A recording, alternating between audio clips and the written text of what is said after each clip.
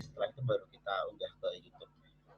Oke, tidak perlu berpanjang kata, waktunya kita sudah molor 10 menit. Langsung ke Mbak Bekti. Mungkin ada yang ingin disampaikan dulu Mbak Bekti seputar jurnalisme di tengah pandemi. Karena kan kalau kita lihat Indonesia jurnalismenya ini agak-agak gimana gitu belakangan ini. Banyak yang bisa kita kritik, banyak yang bisa kita perbaiki, dan banyak bisa kita lakukan. Kalau dari Mbak Putih sendiri sebagai seorang jurnalis yang sudah cukup senior dan banyak pengalaman, gimana pandangannya? Makasih Mas Gilang sebelumnya. Koreksi ya, tapi soal senior. Jadi gini, kemarin kita dari ini saya juga sekaligus mewakili Aji Jogja. Jadi Aji Jogja itu setiap bulan sering ada diskusi rutin ya. Biasanya kaitannya dengan jurnalisme atau dengan visi misi Aji.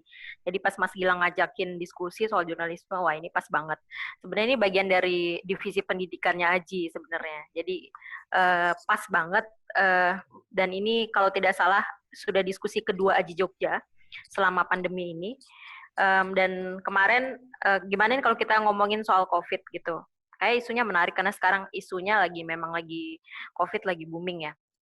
Tapi sebenarnya saya tidak banyak mengomentari atau mengomentari soal jurnalisme dalam konteks bagaimana pemberitaan di tingkat nasional ya, karena saya akan lebih banyak menyoroti di Jogja karena kami lebih banyak berproses di sini gitu. Jadi sedikit lebih agak paham dengan kondisi di Jogja gitu dibanding dengan secara nasional secara keseluruhan yang mungkin sudah banyak dikupas oleh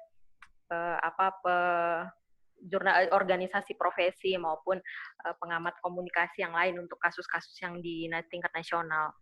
Jadi lebih banyak soal kasus di Jogja, tapi mungkin bisa jadi ini juga gambaran kecil apa yang terjadi juga sebenarnya di tingkat nasional. Oke, Mas Gilang, terima kasih Mas sebelumnya. Jadi saya sebenarnya tidak full aktif di lapangan, tapi masih liputan COVID juga. Dan saat ini pun saya juga masih terjun ke lapangan untuk liputan COVID untuk beberapa laporan yang agak panjang gitu. Dan setiap hari sebenarnya saya memantau berita-berita COVID dan di online, karena saya mengelola online harianjogja.com, dan setiap hari saya akan selalu update soal berita COVID dari laporan teman-teman di lapangan. Selain saya juga turun ke lapangan untuk yang khusus laporan panjang. Kalau saya melihat ya, sebenarnya COVID ini kan bencana ya sebenarnya. Jadi sebenarnya perspektif kita juga melihatnya untuk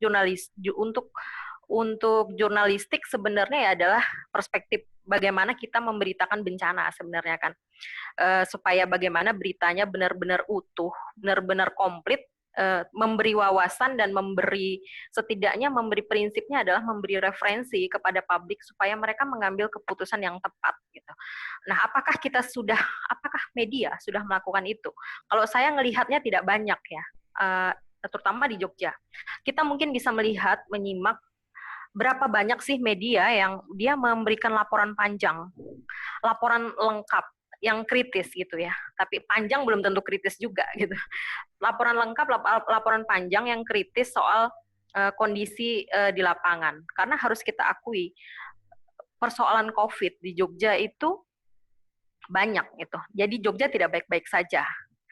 Contoh nih kasus, pada awal-awal COVID dulu pas sebelum diumumkan masuk di Jogja, itu kan kita telat tuh. Kasus ini setahu kami sudah diketahui masuk ke Jogja itu hari Jumat kalau tidak salah tanggal 13 Maret. Nah, pada saat itu pemerintah belum mengakui bahwa COVID itu masuk ke Jogja. Nah, sebenarnya kan kita harus lebih banyak mendorong keterbukaan, transparansi. Itu salah satu kasus. Baru kemudian 2 hari setelahnya pemerintah mengumumkan bahwa COVID ini masuk ke Jogja. Dan diumumkan masuk, tapi setelah itu tidak ada transparansi misalnya di mana sih sebaran pasien positif, kemudian PDP, ODP, dan Jogja sebenarnya jauh tertinggal dibanding daerah-daerah lain seperti Jakarta atau Jawa Barat yang mereka sudah lebih dulu ya. Mereka punya web, punya peta persebarannya dan sebagainya. Aji Jogja pun dulu mengkritisi soal ini karena ini terkait dengan kepentingan publik juga soal transparansi informasi. Dulu kami bergabung dengan koalisi masyarakat sipil turut mendorong bahwa kami mendesak Pemda DIY untuk terbuka soal data uh, soal sebaran PDP, ODP, pasien positif supaya masyarakat jadi waspada. Tapi dalam perjalanannya oke itu direspon dan mungkin sekarang kita bisa mengecek ya data-data sebaran itu ada. Walaupun sebenarnya kami menilai juga masih banyak masalah soal pendataan itu.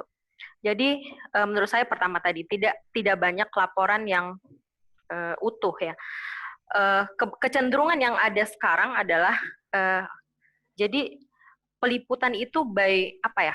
Jadi modelnya jurnalisme klaim. Jadi cuman memberitakan versi pemerintah. Oke, kita setiap hari ngeliput menyampaikan informasi itu oke. Tapi kan tidak sekedar sampai di situ sebenarnya. Yang penting adalah mengecek atau menguji kebenarannya, menguji cek klaim itu sudah dilakukan atau tidak. Misalnya contohnya begini, di Jogja misalnya, pemerintah DIY menyatakan bahwa pemudik itu adalah ODP misalnya seperti itu kan. Jadi bayangan orang semua pemudik ini ODP dong. Coba bayangin yang masuk ke Jogja ada berapa? Ada berapa ribu ODP. Tapi kok angka ODP-nya segitu aja misalnya. Ini dicek nggak sih? Jadi tidak banyak jurnalis atau media yang melakukan cek soal itu. Jadi oke, kita perlu memberitakan yang positif gitu, yang apa dari versi pemerintah. Tapi kan kita nggak bisa dong cuman ngandalin satu sumber, harus cek klaim ke lapangan. Itu sebenarnya dijalankan atau tidak. Kalau itu contoh di tingkat lokal ya. Di nasional pun saya pikir kasusnya sama. Misalnya pemerintah satu bilang yang menteri yang satu bilang mudik tidak dilarang. Menteri yang satu bilang mudik dilarang. Nah itu kan sebenarnya kita nggak cukup memberitakan, menerapkan jurnalisme klaim saja, ibaratnya cuman memberitakan apa yang diomongin pemerintah kan nggak cukup di tengah kondisi seperti ini.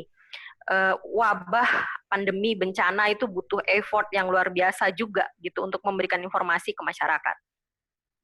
Kemudian saya mencermati soal berita yang tidak utuh ini, misalnya begini juga, DIY ini sebenarnya tidak baik-baik saja. Contoh, kita membandingkan dengan Solo misalnya ya, ketika misalnya di Solo ada satu saja kasus COVID, mereka kemudian menerapkan KLB kan saat itu. Dan kalau boleh kita membandingkan, Solo lebih baik progresnya untuk penanganan COVID dibanding Jogja yang kasusnya sekarang sudah sampai 77. Apakah masyarakat bisa mencermati itu secara utuh? Apa sih sebenarnya ada apa sebenarnya di Jogja? Nah, itu butuh laporan panjang. Butuh laporan bagaimana misalnya tren kenaikan COVID, bagaimana sebarannya misalnya, itu perlu diinformasikan ke masyarakat secara utuh. Apa opsi-opsi yang mungkin bisa diambil oleh pemerintah itu perlu didorong dengan pemberitaan. Itu maksud saya pemberitaan yang utuh. Kemudian misalnya, apakah masyarakat sudah tahu sih seberapa besar skala persoalan di Jogja, misalnya soal transmisi lokalnya dan sebagainya. Saya pikir masyarakat butuh informasi itu, tapi tidak banyak laporan yang utuh yang meliput soal seperti itu. Kemudian saya juga mencermati yang terakhir adalah di tengah bencana seperti ini, di saat kita butuh informasi yang akurat, informasi yang benar-benar akurat, kemudian benar-benar fakta, tapi masih ada beberapa media yang itu media profesional. Maksud saya media terdaftar Dewan Pers ya. Ada beberapa media yang saya cermati meliput berita-berita irasional, misalnya nih mengaitkan wabah pandemi dengan letusan Gunung Merapi. Nah, misalnya ada awan awan semar atau wayang apa itu menandakan bahwa wabah akan segera berakhir. Itu kan sebenarnya informasi-informasi yang tidak bisa dipertanggungjawabkan secara ilmiah gitu. Hendaknya kan di tengah bencana seperti ini, jurnalisme atau media massa sebenarnya lebih banyak mendorong orang-orang yang memang ahli di bidangnya untuk memberikan pandangan. Bukan misalnya yang ahli-ahli yang tidak bisa mempertanggungjawabkan secara logika, atau misalnya politisi yang mereka sebenarnya tidak ahli soal epidemi misalnya, soal bencana, soal wabah seperti ini. Saya melihatnya seperti itu, Mas Gilang. Mungkin teman-teman nanti dari teman-teman Aji mungkin nanti bisa menambahkan yang ikut juga diskusi. Oke, mungkin aku jadi ada pertanyaan sedikit nih Mbak Bekti. Kalau sebenarnya tadi kan dibilang beritanya tidak utuh. Lalu yang utuh itu seharusnya bagaimana sih? Karena kalau selama ini kan sumber ofisial dari pemerintah. Lalu gimana cara kita cari informasi yang selain dari pemerintah?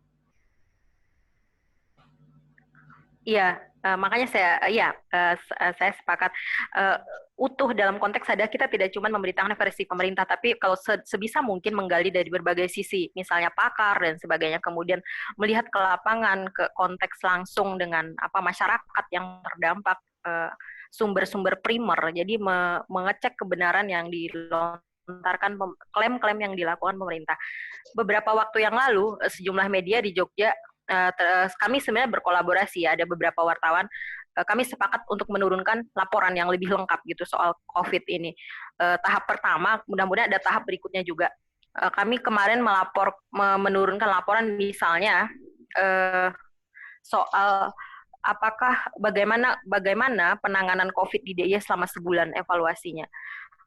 Ada beberapa teman misalnya yang menulis dalam sebulan ini kondisi apakah DIY sudah berjalan dengan on the track atau tidak. Ada banyak ulasan penting di sana, tidak cuma dari versi pemerintah, tapi juga dari pakar dan sebagainya. Apakah DIY sudah on the track? Misalnya, dengan kondisi DIY sekarang, apakah misalnya rapid test, tes massal misalnya sudah memadai, atau pengetesan untuk COVID swab ini misalnya sudah memadai? Apakah DIY sebenarnya sudah terjadi transmisi lokal atau tidak? Dengan begitu poinnya adalah sebenarnya DIY harus mengambil sikap apa? Apakah PSBB misalnya pembatasan sosial berskala besar atau misalnya lockdown misalnya. Jadi ada laporan-laporan yang itu memberi referensi opsi untuk pihak terkait untuk memilih kebijakan itu. Jadi masyarakat harus tahu sebenarnya di DIY ini kasusnya misalnya sudah menyebar ke berbagai daerah dari sisi sebaran atau dari sisi kenaikan kasus. Misalnya DIY sebenarnya sudah sangat naik dari hanya awal 2 kasus kemudian menjadi 77 kan sekarang. Apakah DIY sudah terjadi transmisi lokal? Ada indikasi-indikasinya di lapangan bahwa ada indikasi transmisi lokal misalnya. Nah, sebenarnya kan itu lebih utuh gitu ya. Menurut saya lebih utuh, dan itu sebenarnya menjadi pilihan apakah pemerintah stop saja dengan upaya yang sekarang atau melakukan upaya lebih, misalnya memilih mengajukan PSBB atau tidak. Baik, nah menarik. Mungkin bisa langsung tambahkan nih oleh Mas Haris. Kira-kira lo kalau misalkan kondisi semacam ini, bagaimana sih seorang jurnalis harusnya bekerja di tengah pandemi dengan kondisi yang serba, sebenarnya ini dilema ya, apakah kita memberitakan berita yang positif atau negatif atau harus seperti apa? Lalu solusinya bagaimana? Oke, silakan Mas Haris. Ya, selamat siang Mas Gilang. Ya. Selamat siang Mas Gilang, teman-teman Mbak Bekti. Halo Mbak. Halo. Rapatnya lanjut di sini. Diskusi. Tadi barusan diskusi Zoom juga terus pindah ke sini. Cuma geser aja dulu. Oke. Saya akan menambahkan sedikit yang sudah disampaikan oleh Mbak Bekti ya tentang bagaimana sih kondisi jurnalis atau jurnalisme terutama di Jogja pada masa pandemi ini. Saya minta izin untuk share share screen ya, Mas Ya, Gilang. silakan, Mas.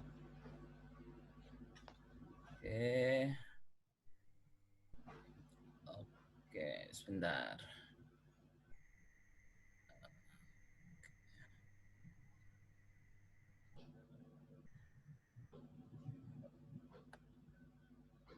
Oke, saya akan sedikit fokus ke upaya yang sudah dilakukan teman-teman jurnalis di Jogja ya dalam meliput pandemi COVID-19 yang terjadi di Jogja ini. Pertama, saya ingin mengatakan jurnalis saat ini menghadapi situasi yang saya sebut sebagai paradoks ya, sesuatu yang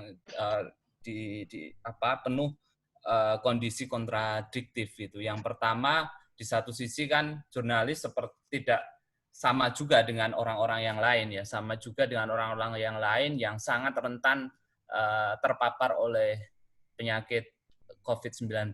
Sehingga kemudian di satu sisi jurnalis juga harus menerapkan, mempraktekkan protokol keselamatan dan keamanan dalam pencegahan COVID.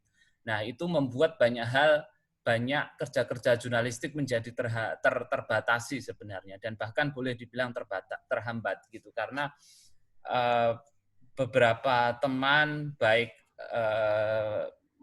beberapa teman jurnalis mulai membatasi diri untuk tidak tidak ke lapangan seperti itu, terutama di tempat-tempat yang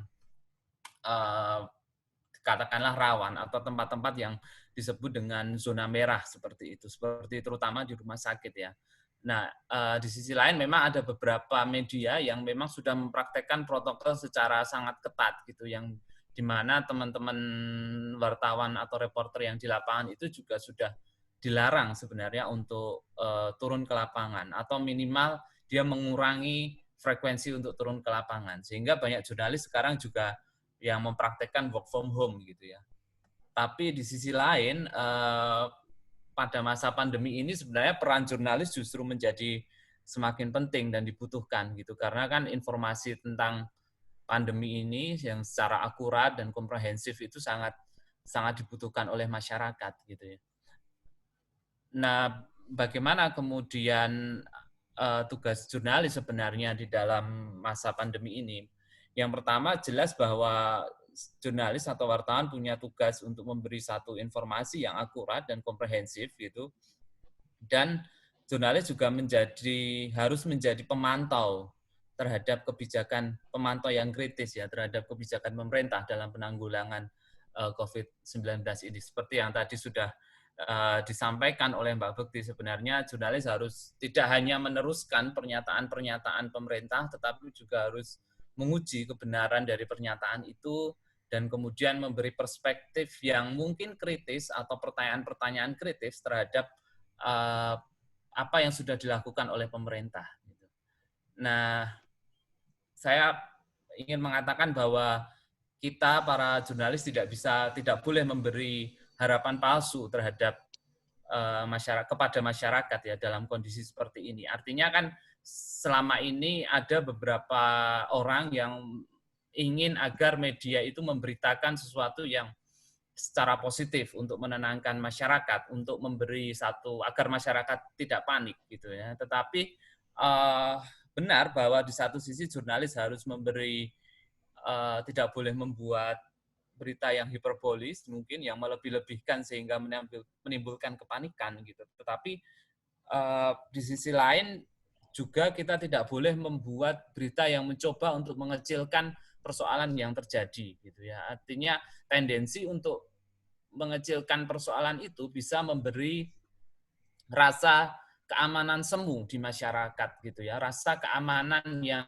sebenarnya masyarakat kemudian merasa situasinya baik-baik saja, sehingga kemudian masyarakat tidak disiplin dalam mempraktekkan protokol pencegahan COVID-19 misalnya. Misalnya beberapa minggu yang lalu kita ingat banyak media di Solo memberitakan Solo sudah bebas corona seperti itu. Padahal waktu itu konteksnya adalah memang waktu itu pasien positif COVID-19 di Solo sudah sembuh semua, sudah keluar dari rumah sakit. Tetapi bukan berarti kemudian Solo itu bebas corona, karena beberapa hari kemudian juga muncul lagi pasien yang positif gitu. Sehingga kemudian pemberitaan semacam ini menurut saya memberi satu keamanan semu dan membuat masyarakat menjadi tidak waspada terhadap kondisi yang sebenarnya gitu. Nah, bagaimana kemudian kita para jurnalis ini menghadapi situasi yang paradoks ini gitu. Nah, kami di beberapa wartawan di Jogja memilih untuk melakukan kerja kolaborasi sebenarnya, atau kerja sama atau kerja bersama dalam membuat satu liputan bersama gitu.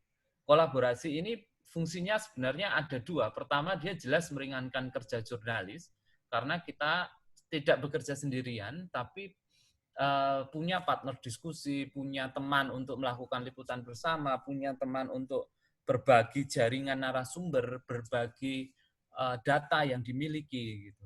Yang kedua, fungsinya adalah membuat apa yang kita tulis menjadi terdengar lebih nyaring gitu dan mendapat perhatian yang lebih luas gitu, karena kita mempublikasikan tulisan atau hasil liputan itu secara serentak, kemudian di banyak platform dan di banyak media, sehingga kemudian dampaknya saya yakin akan lebih terasa daripada kemudian ketika jurnalis mengeluarkan liputannya satu persatu sendiri-sendiri seperti itu.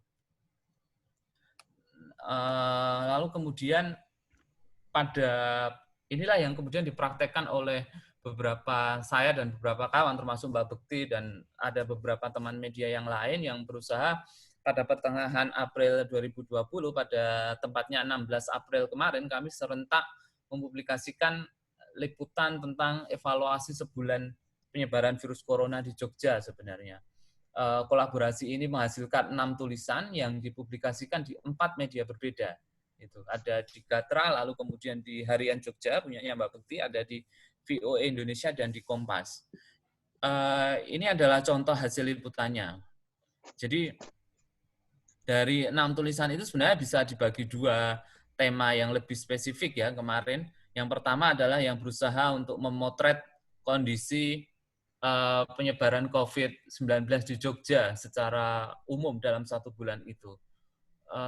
Bisa dikatakan bahwa ada 3 persoalan sebenarnya berdasarkan hasil liputan kami dalam sebulan COVID-19 di Jogja. Pertama, jumlah kasusnya terus naik dan terus menyebar ke wilayah yang lebih luas.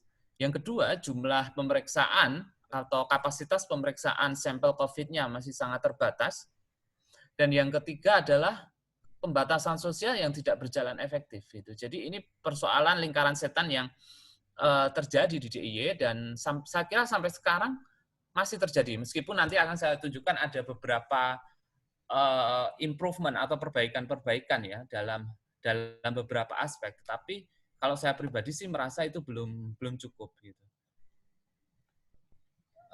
Sebentar.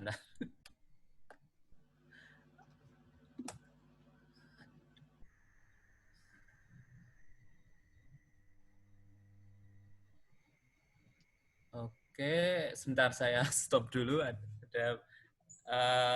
Yang kedua sebenarnya adalah beberapa liputan yang secara khusus membahas tentang PSBB sebenarnya ya. Karena sebenarnya kan Jogja sampai hari ini kan menolak untuk melakukan PSBB. Jadi padahal kemudian kalau kita lihat dari beberapa pengalaman kota yang lain,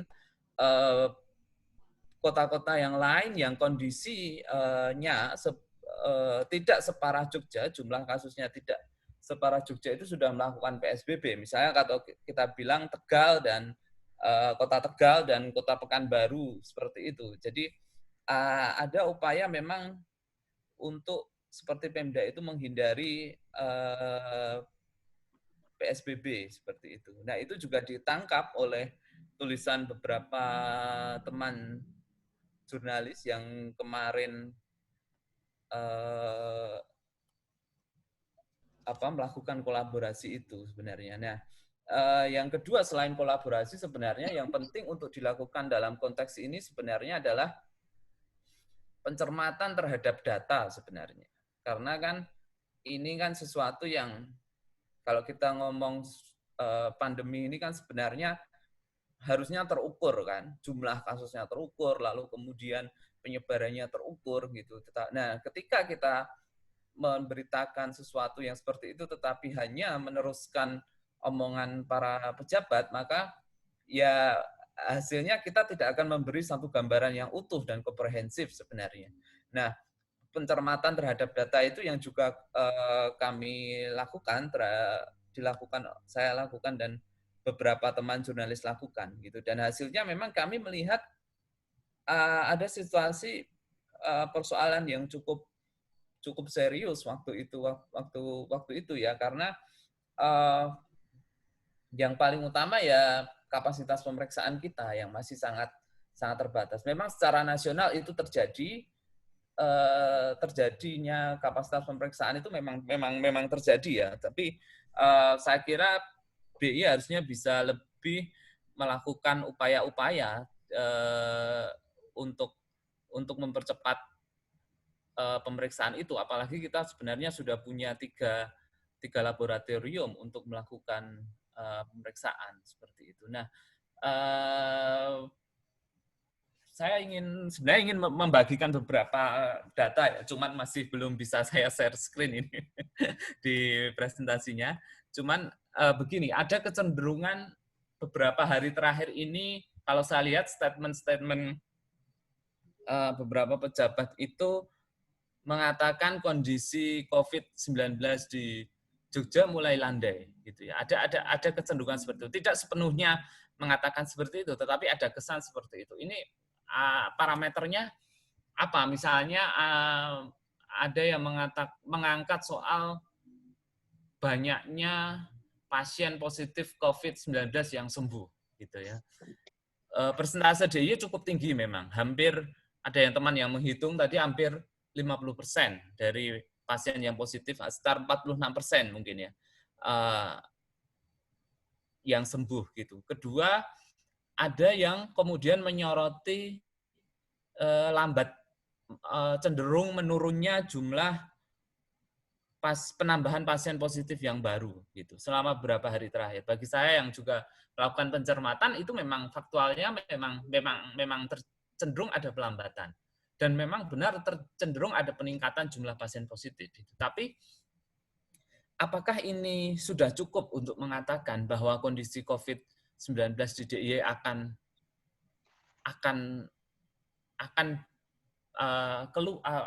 akan selesai gitu? Apakah pandemi ini akan selesai gitu sampai di sini? Saya kok agak skeptis dengan itu. Karena apa? Karena sekali lagi kapasitas pemeriksaan kita sebenarnya masih sangat kecil gitu ya. Kapasitas jumlah orang yang dites, diambil swab dan diperiksa spesimennya itu masih sangat terbatas. Sehingga dengan keterbatasan pemeriksaan itu sebenarnya dampaknya banyak. Dampaknya adalah kita tidak bisa menemukan seluruh kasus positif yang real di lapangan. Artinya kasus yang ada, yang tercatat di daftarnya Pemda DIY, sangat mungkin adalah fenomena gunung es dari kasus positif yang ada secara keseluruhan yang real.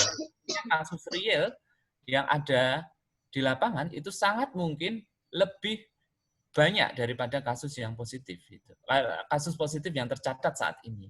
Nah, itulah makanya kalau saya berpandangan begini, ada memang indikator-indikator yang menuju perbaikan, tetapi kita harus hati-hati dalam mengambil kesimpulan. Karena ini bisa yang saya sebut tadi, memberi satu keamanan semu pada masyarakat.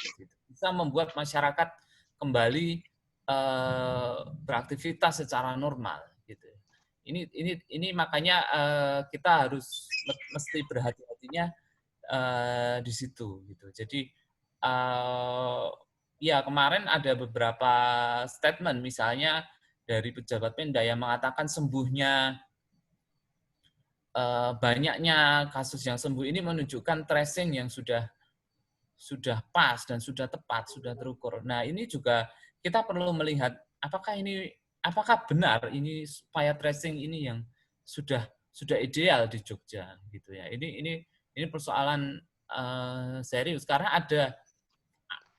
ada kecenderungan hari-hari ini kita mulai menganggap COVID ini mulai melandai gitu di Jogja. Ini menurut saya kecenderungan yang harus kita sangat hati-hati karena kita tidak, ibaratnya kalau kapasitas pemeriksaan kita terbatas, sebenarnya kita tidak punya potret yang real terhadap kasus COVID di Jogja gitu. Nah, bagaimana kemudian kita menggunakan potret yang tidak utuh ini untuk mengambil kesimpulan gitu. Bagaimana kita menggunakan potret yang tidak utuh ini untuk mengambil kesimpulan yang membuat ujungnya adalah membuat masyarakat menjadi merasa tidak waspada gitu. Jadi ini saya kira satu persoalan yang hari-hari ini mungkin beberapa hari ke depan kalau datanya mungkin melandai, kecenderungan itu akan makin besar gitu.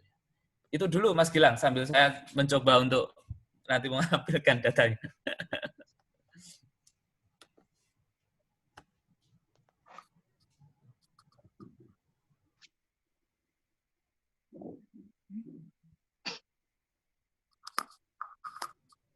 Terputus sepertinya suara Mas Gilang. Oh, putus ya? Nah, suaranya Mas Gilang kayak putus ya.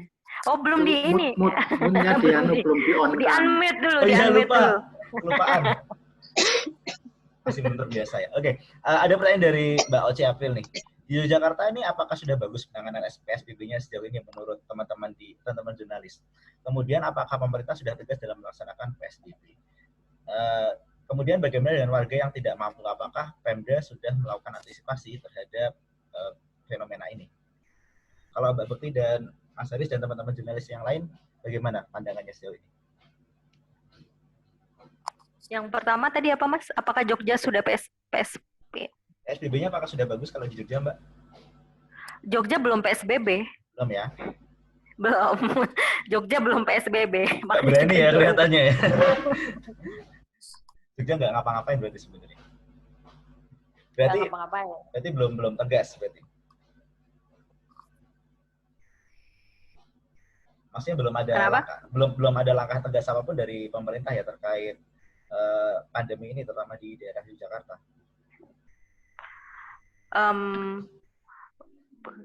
Sebenarnya kalau saya melihatnya beberapa hal kita sudah on the track ya, tapi apakah itu sudah cukup? Misalnya dengan kenaikan kasus yang sekarang sudah 77, kemudian kita tidak memilih opsi dengan kapasitas tes kita yang terbatas. Bahkan pakar bilang kapasitas tes kita cuma 5%. Jogja butuh 10 kali lipat dari saat ini kapasitas tesnya. Pertanyaannya, ketika kapasitas tes kita tidak memadai, kemudian kita tidak menempuh kebijakan setidaknya status PSBB ya, untuk meminimalkan social distancing, apakah itu sudah memadai kira-kira? Kalau menurut teman-teman, kita tidak punya kapasitas tes yang banyak, tapi kita tidak menempuh opsi-opsi itu. Memang PSBB belum tentu sempurna, tapi setidaknya dengan PSBB kita bisa memilih opsi-opsi untuk melakukan pembatasan di berbagai bidang, misalnya di transportasi atau misalnya di jalur perbatasan misalnya. Kan PSBB itu kan opsi-opsinya bisa dipilih apa yang akan dibatasi. Walaupun itu bukan pilihan sempurna, tapi setidaknya itu meminimalkan opsi yang setidaknya itu menjadi pilihan di saat kita keterbatasan kapasitas tes. Sekarang kapasitas tes terbatas, PSBB tidak, apa yang terjadi? Ya, mungkin potensinya akan lebih besar. Ya. Oke, Mas Haris ada tambahan? Oke. Ya, saya izin share screen. Boleh. Oke. Ini adalah terlihat ya ininya ya. Kelihatan. Ini adalah grafik yang saya buat berdasarkan datanya Pemda DIY ya. Ini ada data pasien positif. Kalau kita lihat sebenarnya memang masih terus naik gitu. Tidak ada satu fenomena yang benar-benar landai ya selama beberapa hari ini. Tetapi memang kalau kita lihat dalam beberapa hari terakhir, tiga hari terakhir lah misalnya, ini memang ada kecenderungan jumlahnya melandai gitu. Tetapi sekali lagi ini jumlah pasien positif ini sangat bergantung dengan kapasitas pemeriksaan kita. Nah, ini adalah bagaimana sebenarnya mengukur kapasitas pemeriksaan ya, kapasitas pemeriksaan di DIY atau kapasitas tes gitu. Saya mencoba membandingkan antara jumlah pasien dalam pengawasan yang sudah menjalani pemeriksaan dengan jumlah pasien dalam pengawasan yang masih menunggu hasil lab ya. Karena itu akan menunjukkan sebenarnya seberapa besar kapasitas tes kita. Yang biru ini adalah jumlah pasien dalam pengawasan. Kita lihat jumlahnya terus naik, nggak pernah turun dia, terus naik. Karena memang setiap hari selalu ada penambahan jumlah PDP kan, tidak mungkin ini bertambah, tidak ada kecenderungan untuk melandai. Nah ini adalah yang biru ini adalah yang total PDP. Nah yang merah ini adalah total PDP yang sedang menunggu hasil pemeriksaan sebenarnya. Nah semakin rapat selisih antara biru dan merah ini sebenarnya berarti semakin sedikit jumlah PDP yang bisa diperiksa atau jumlah hasil lab yang keluar pada hari itu sebenarnya. Nah, memang harus kita akui ini ketika kami melakukan analisis data pada kolaborasi ini titiknya kan di sini pada 15 April. Nah, ketika hari ini beberapa hari ini terakhir yang merah ini mulai melandai dan mulai turun.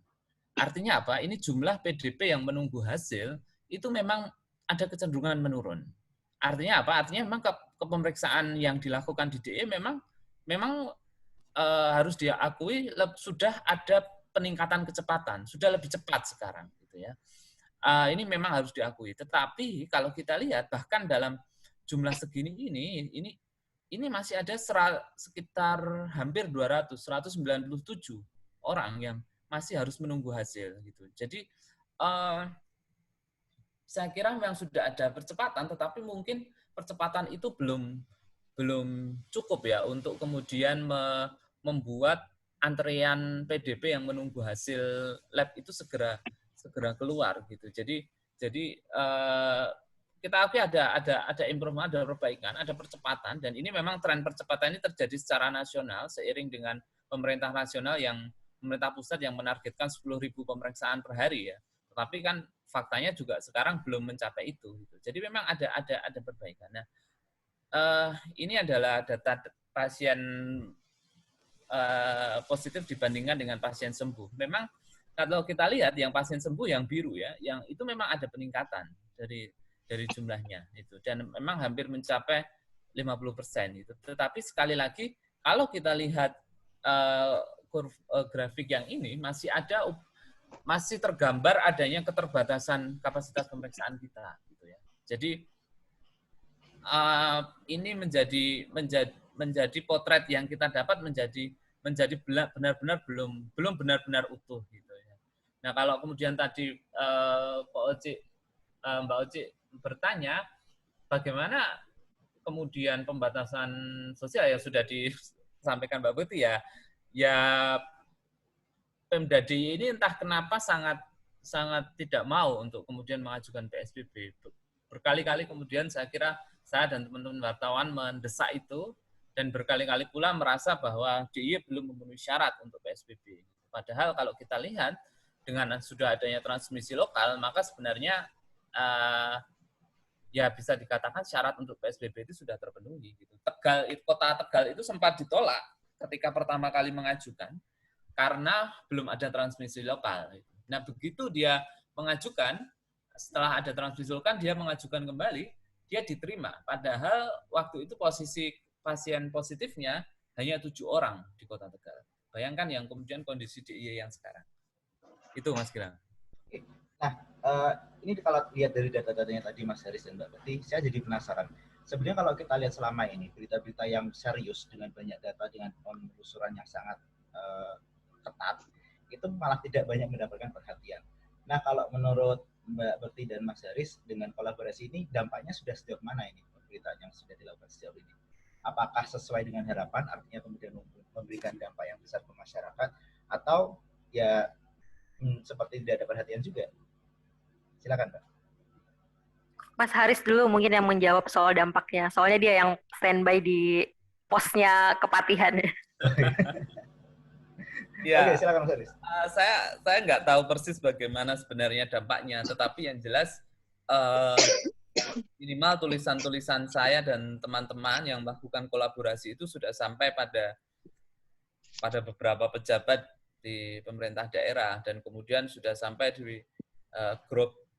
Saya mendengar sudah sampai di beberapa orang lah di Pemda gitu. Cuman saya nggak tahu seberapa besar mereka melakukan atau menaruh perhatian terhadap ini gitu ya. Tetapi memang pasca laporan itu diluncurkan, memang kelihatan bahwa ada perbaikan-perbaikan, ada upaya-upaya untuk mengejar ketertinggalan atau kelambatan kapasitas pemeriksaan itu ya, karena seperti yang saya lihat, saya tunjukkan dalam grafik tadi, memang jumlah PDP yang kemudian menunggu hasil pemeriksaan itu cenderung kemudian menurun gitu dari hari ke hari, dan hasilnya cukup signifikan. Jadi memang harus kita akui memang ada percepatan tes, kemudian harus kita akui ada yang sembuh itu makin banyak, dan itu adalah sesuatu yang perlu kita syukuri, tetapi mungkin masih harus dipertanyakan apakah penanganan yang sekarang ini dilakukan sudah maksimal atau sudah optimal atau belum gitu ya, sudah benar-benar sesuai harapan atau belum lah, kira-kira sih Begitu kalau saya melihatnya. Saya nggak bisa kemudian mengukur ini dampaknya seperti apa, tetapi beberapa orang yang itu sudah bilang lah bahwa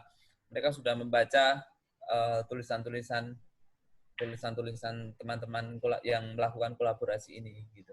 Itu Mas Kiran. Oke. Oke, kita kembali ke pertanyaan ini. Mbak Bekti mau menambahkan? Tadi ya respon ya. Saya pikir upaya teman-teman untuk mempersoalkan salah satunya poin penting misalnya transmisi lokal. Beberapa kali di berita yang laporan yang lengkap itu juga kita singgung soal bagaimana potensi transmisi lokal. Saya pikir, saya tidak tahu ya apakah ini karena pemberitaan atau tidak, tapi beberapa hari yang lalu pemerintah akhirnya membuka data bahwa sudah ada transmisi lokal di DIY dan itu langsung 3 lokasi. Mungkin kalau teman-teman tidak ada tekanan dari media untuk mempersoalkan bahwa persoalan transmisi lokal ini mungkin ya akan diam-diam saja dan masyarakat kita tidak tahu bahwa sebenarnya virus corona sudah beranak pinak sebenarnya di Jogja.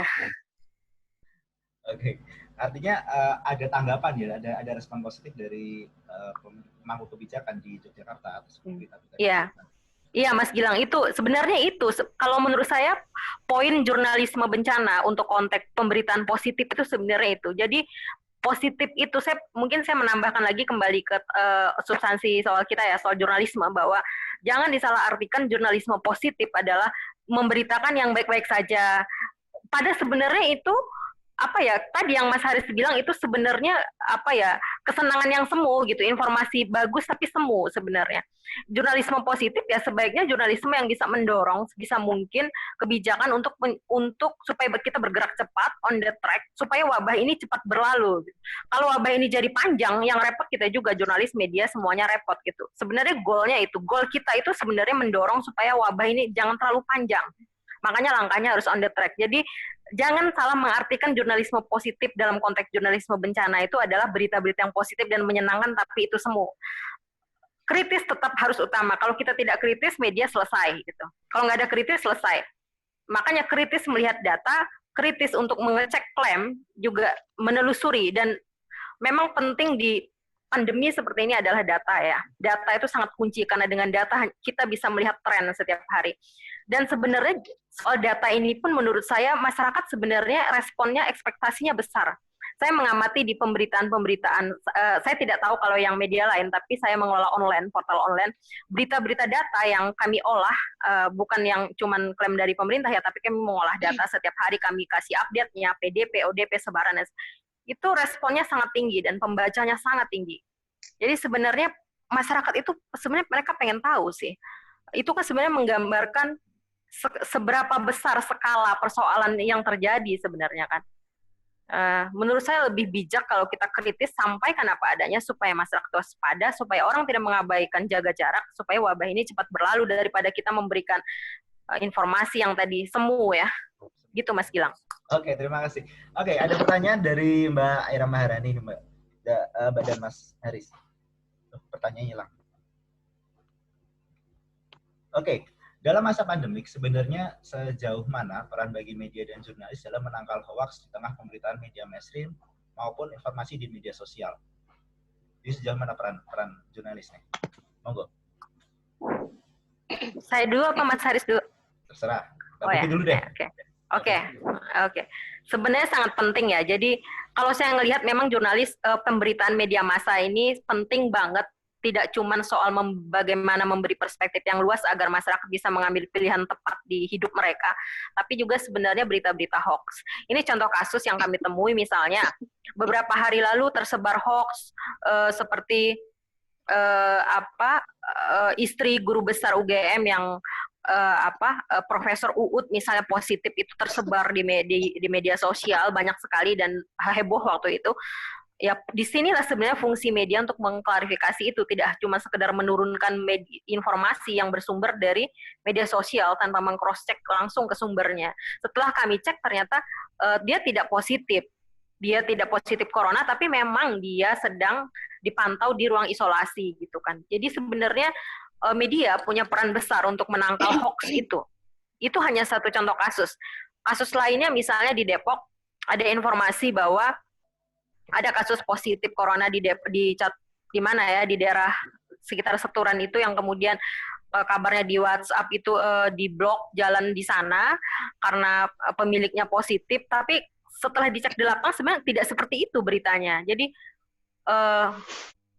saya pikir media sangat penting ya untuk menangkal hoax, untuk memberikan gambaran yang clear ke masyarakat gitu.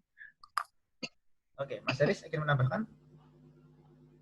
Saya kira sama ya sebenarnya kalau soal kabar bohong atau hoax ini ya, kalau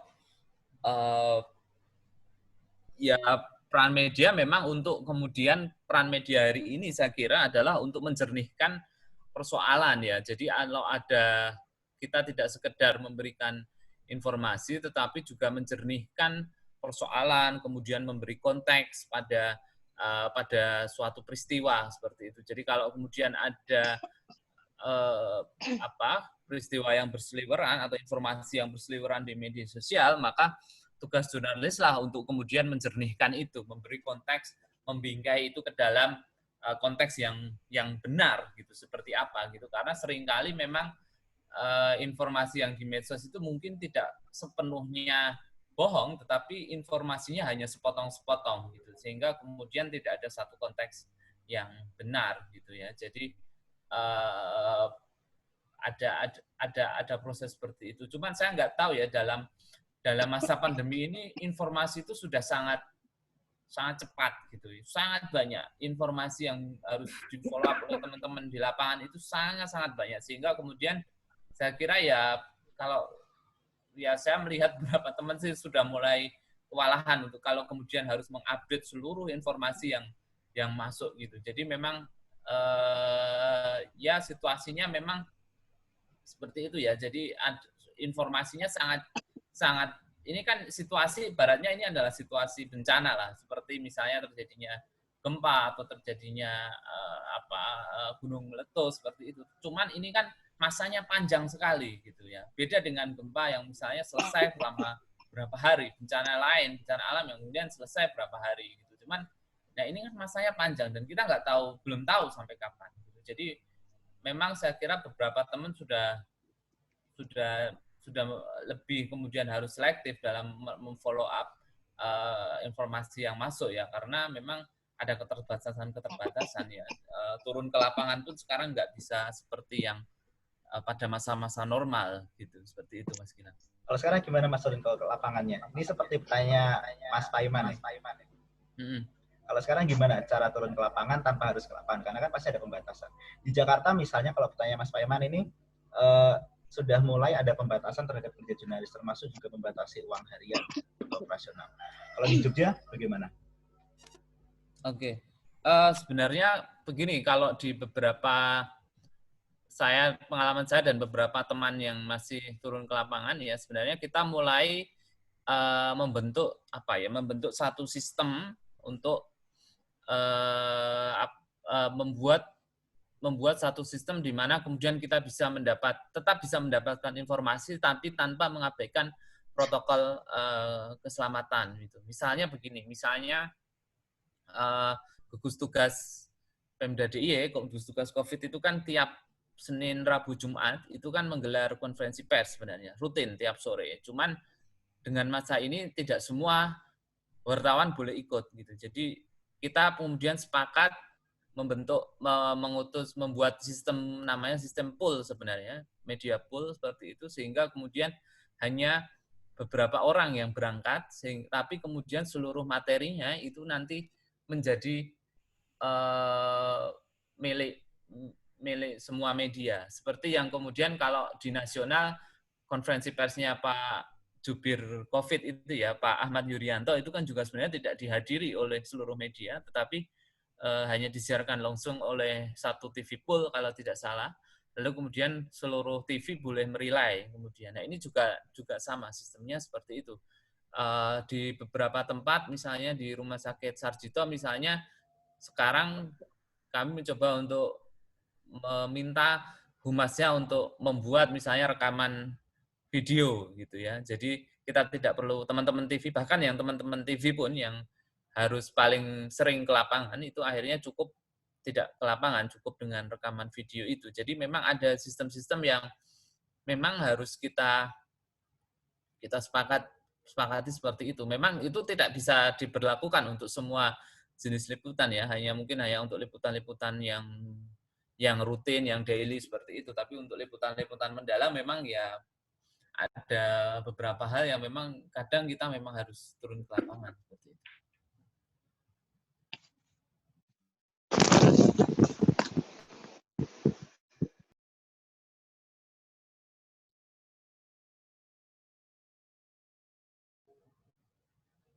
Oke, Mbak Bekti ada tambahan?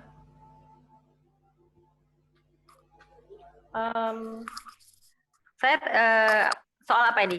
Soal jurnalismenya? Terkait tidak bisa bergerak kemana-mana, lalu bagaimana jurnalis sekarang harus bekerja di tengah masa social distancing?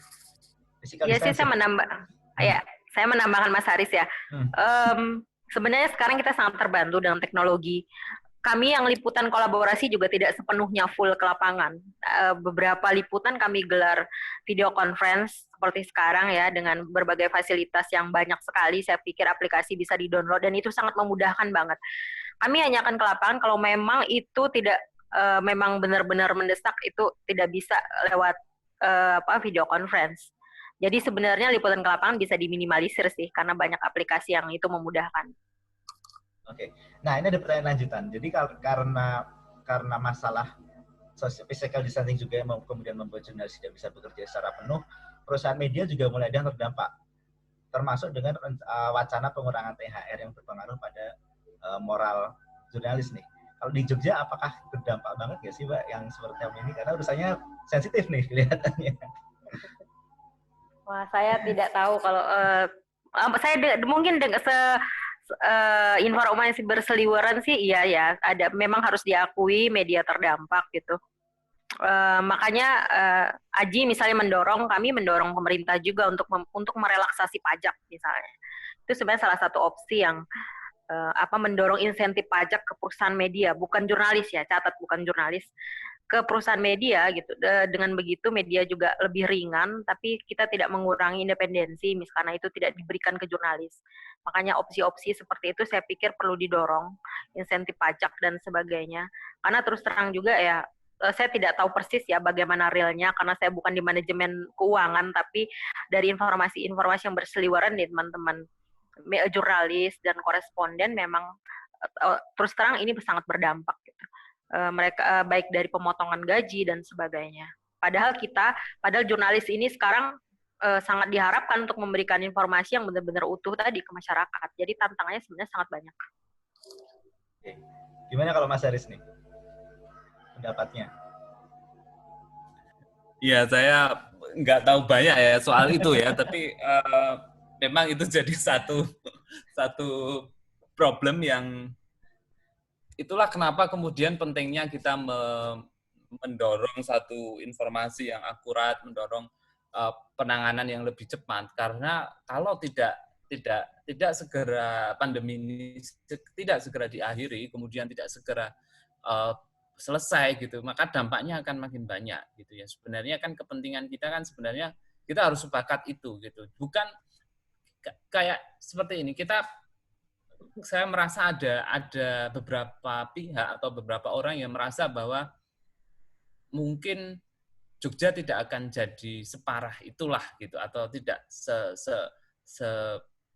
tidak akan menjadi tidak akan terlalu parah, atau tidak akan terlalu, atau Indonesia lah tidak akan terlalu parah. Tapi kan sebenarnya kan kita tidak bisa memastikan itu gitu. Jadi yang penting sebenarnya adalah mendorong penanganan yang optimal, maksimal, sehingga kemudian apapun yang terjadi, kemudian kita sudah siap dan kita bisa melakukan mengakhiri secepat mungkin gitu. Jadi bukan kemudian perasaan atau merasa bahwa ini sudah baik, lalu merasa ini sudah tidak akan bertambah seperti itu. Saya kira perasaan-perasaan itu kesepakatan bahwa kita bisa segera mengakhiri itu. Kalau kita lihat misalnya statement beberapa pakar kan, bahkan kita belum tahu apakah tahun 2021 atau 2022 itu physical distancing itu sudah bisa selesai gitu. Kan itu sebenarnya sangat mengerikan gitu kalau kemudian kita membayangkan situasi yang saat ini berlangsung selama setahun lagi atau 2 tahun lagi, itu kan sangat ini gitu loh. beberapa minggu saja masyarakat sudah tidak tahan untuk kemudian disiplin gitu. Nah, makanya kemudian perlunya kemudian opini terbentuknya satu opini publik bahwa yang terpenting sebenarnya adalah mempercepat penanganan sehingga kemudian semua ini segera berakhir gitu. Bukan kemudian merasa baik-baik saja gitu. Bukan kemudian berusaha menutupi atau merasa bahwa sekarang situasinya masih baik gitu. Sebenarnya akui saja situasinya seperti apa, lalu mari kita berusaha sama kemudian menangani ini supaya cepat berakhir gitu. Itu Mas Gilang. Oke. Nah, ini ada pertanyaan selanjutnya dari Mbak Haldila dari Universitas Bakri. Kalau selama ini di media massa framingnya adalah Jakarta sebagai epicentrum di Indonesia, yang kemudian dianggap sebagai salah satu kota yang paling jadi ancaman terbesar dalam penyebaran COVID. Kalau menurut Mbak Bekti dan Mas Haris, sepakat nggak dengan anggapan ini? Kemudian apakah kemudian kebijakan untuk tidak mudik itu kemudian sudah jadi, menurut para jurnalis, sudah menjadi kebijakan yang cukup tepat kalau melihat tren yang selama ini terjadi? Kalau kita sebut Jakarta sebagai yang paling beresiko, kenyataannya iya, karena hampir mayoritas kasus positif COVID di Jogja dari 77 kasus yang sampai dilaporkan ya kemarin, itu sebagian besar memang dari Jabodetabek gitu. Harus diakui, makanya kami mendorong ada PSBB supaya ada pembatasan transportasi masuk ke wilayah DIY gitu. Setidaknya itu untuk meminimalkan kalau misalnya diteruskan begitu saja, loss begitu saja, arus masuk kendaraan orang sangat dimungkinkan akan semakin tinggi jumlah kasusnya. Memang satu sisi kami juga mendorong lewat pemberitaan bahwa bantalan sosial atau jaminan sosial itu harus juga didorong. Jadi kita jangan cuma mendorong orang untuk berdiam di rumah atau tidak mudik dan sebagainya, tapi bagaimana anggaran-anggaran diprioritaskan untuk jaminan sosial masyarakat. Jadi harus ada mindset-nya juga harus diganti gitu. Kalau sekarang musim bencana ya alokasikan semaksimal mungkin anggaran untuk bencana gitu. Jangan lagi membuat yang lain-lain, juga harus didorong karena orang nggak mudik itu juga butuh jaminan sosial kan. Nah, itu pemerintah, makanya peran jurnalis yang harus mendorong ke sana gitu. Bukan justru setiap hari memberitakan berita-berita semu tadi, menurut saya hanya membuat wabah akan semakin panjang. Oke, semangat. Mas Haris ada tambahan? Kalau Jakarta epicentrum memang faktanya seperti itu ya. Kalau kita lihat pendataan dari pemerintah kan jumlah kasus positif di sana kan jauh sekali selisihnya dengan berbagai provinsi yang lain termasuk Jawa Barat, kemudian Jawa Tengah dan sebagainya. Saya kira itu satu ini. Cuman jangan kemudian mengalihkan, jangan kemudian gini, kalau kemudian Jakarta memang parah, tapi kemudian jangan kemudian menganggap bahwa daerah-daerah yang lain ada dalam posisi yang masih baik-baik saja gitu. Kalau saya sih melihat kita harus juga kemudian kewaspadaan itu tidak hanya ada di Jakarta, tetapi saya sih inginnya masing-masing jurnalis, kemudian masing-masing aktivis aktivis sosial dan sebagainya itu mulai kemudian aware terhadap persoalan COVID ini di lingkungannya atau di daerahnya masing-masing gitu. Arahkan perhatian itu jangan hanya pada konteks nasional. Oke, konteks nasional penting dan memang pemerintah pusat memegang peranan penting dalam penanganan wabah ini. Tetapi perhatian kita atau upaya kritis kita juga harus ditujukan kepada otoritas-otoritas lokal yang kemudian sebenarnya punya kewenangan dan kemampuan untuk ikut mempercepat penanganan ini gitu. Jadi kenapa kemudian kemarin saya dan beberapa teman itu kami merasa gelisah tidak ada yang membicarakan COVID-19 dalam konteks Jogja secara komprehensif itu. Kalau kita selama ini melihat liputan-liputan yang dilakukan itu memang selalu dalam konteks nasional atau mungkin Jakarta. Nah, kenapa kita mendorong kolaborasi ini? Kita ingin kemudian membangun kesadaran tentang pentingnya melihat kondisi COVID-19 ini dalam konteks Jogja gitu loh. Selain tentu kita juga berupaya untuk menjalin jejaring dengan teman-teman di Jakarta yang secara nasional ya, tetapi menurut saya awareness terhadap persoalan-persoalan lokal COVID-19 di masing-masing masing-masing daerah itu sama pentingnya dengan kita kemudian mendorong penyelesaian pandemi ini secara nasional gitu. Sehingga kemudian ketika di masing-masing daerah itu muncul suara-suara kritis, muncul upaya untuk mendorong pemerintah, maka kita berharapnya semuanya ada dorongan baik dari pusat maupun dari daerah untuk mempercepat pandemi ini. Yang kedua, kebijakan tidak mudik. Ini kebijakan yang harus didukung menurut saya. Memang agak terlambat karena sudah banyak yang mudik termasuk di Jogja, tetapi ya mau tidak mau ini harus didukung. Nah, bagaimana kemudian kebijakan ini juga bisa tidak hanya dibebankan kepada pemerintah pusat di Jakarta dan pemerintah Jabodetabek, tetapi juga harus didukung oleh pemerintah-pemerintah daerah, paling tidak di wilayah Jawa yang selama ini menjadi tujuan-tujuan pemudik gitu. Jadi di wilayah Jawa Tengah, Jawa Timur termasuk Jogja juga harus kemudian membuat kebijakan yang menyukseskan kebijakan larangan mudik ini. Sebab kalau kemudian semuanya diserahkan kepada sana, seolah-olah selama ini gini, saya ingin mengatakan ada kesan kalau di DIY itu ingin melimpahkan persoalannya ke Jabodetabek gitu. Kalau Jabodetabek ditutup, kan juga nggak ada toh yang bisa ke sini gitu loh. Jadi di sini kan aman gitu. Jadi mereka pengennya ya Jabodetabek saja yang ditutup, Jabodetabek saja yang PSBB. Larangan mudik itu tolong diefektifkan di sana, sehingga kami tidak perlu repot-repot gitu loh di Jogja. Kalau tidak ada yang lolos, kan juga kami tidak perlu melakukan penjagaan. Nah, itu saya melihat meskipun secara tersirat ada indikasi-indikasi seperti itu. Nah, ini menurut saya agak berbahaya karena lagi-lagi kemudian merasa merasa kemudian karena di sana sudah ditutup, sudah dilarang dan sebagainya rupa, sebenarnya di sini menjadi lengah gitu. Nah, ini nggak boleh terjadi gitu. Maksud saya pengetatan di Jabodetabek sangat penting, tetapi pengetatan perbatasan di daerah itu juga sangat penting. Bayangkan kalau orang sudah bisa sampai Jogja, berarti sebenarnya dia sudah melewati berapa kali perbatasan sebenarnya. Di Jabodetabek dia harusnya sudah dicegat. Kemudian di Jawa Barat, dia harusnya kan sudah dicegat juga. Kemudian di Jawa Tengah, dia harusnya kan sudah dicegat juga gitu loh. Tapi kemudian ketika kemudian semuanya itu lolos dan kemudian semua pemerintah Jawa Barat juga mengatakan, ya kan di Jabodetabek sudah dicegat. Jawa Tengah juga sudah mengatakan, loh di Jabodetabek dan Jawa Barat sudah dicegat. Nanti DIY juga mengatakan, di Jawa Tengah, di Jawa Barat dan Jabodetabek kan sudah dicegat. Tapi kemudian kalau semuanya seperti itu kan tidak jalan gitu. Menurut saya jadi yang di daerah ini juga harus didorong untuk menerapkan atau mendukung larangan mudik itu dengan benar-benar efektif gitu. Gitu Mas Gilang. Oke. Nah, ini ada pertanyaan juga, tambahan juga dari Mas Anas Rizky ini dari Jakarta. Ketegasan pemerintah itu yang dimaksud ketegasan sejauh mana sih? Sehingga ketegasan ini kemudian bisa dianggap sebagai langkah yang terukur, tapi tidak kemudian melanggar HAM.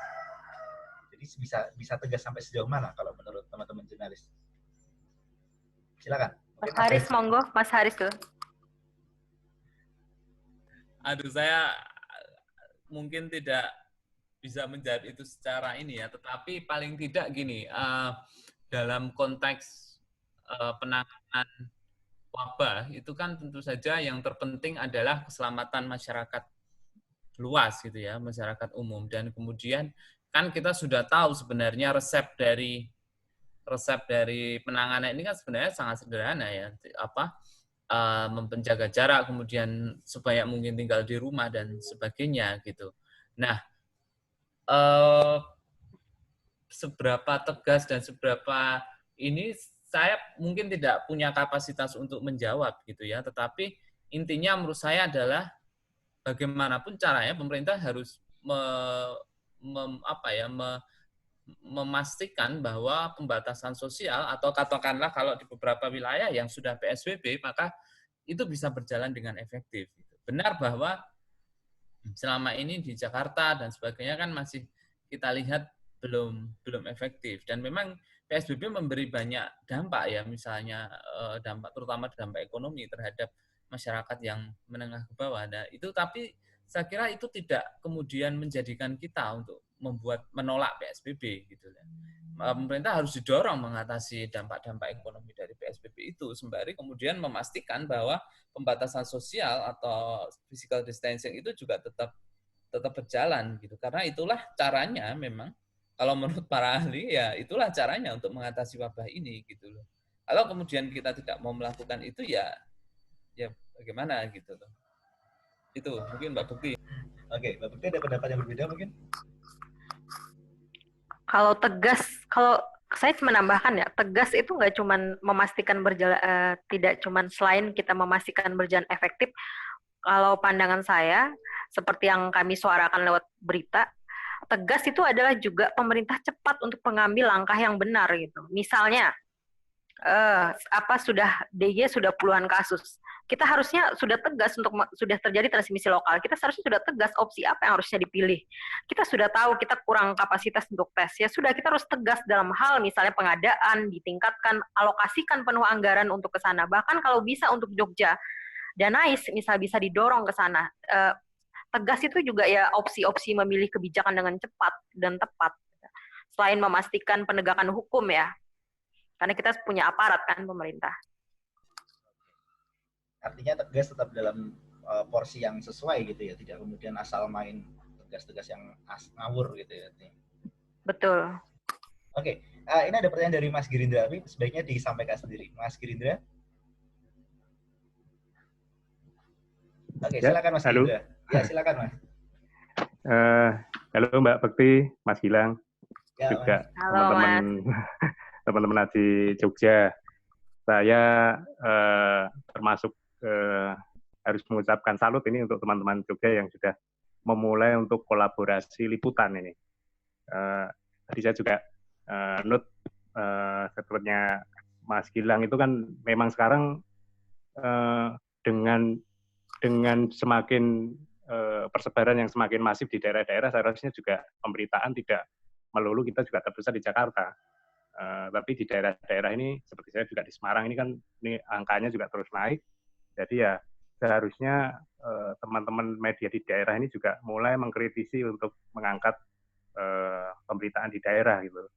Seperti tadi juga disampaikan, kalau Jakarta memang epicentrum memang itu jelas di situ. Tapi peningkatan kemudian pergeseran ke daerah itu juga fakta yang lebih, saya kira juga lebih gawat juga kalau kita hanya cuma terus-terusan mengangkat soal Jakarta.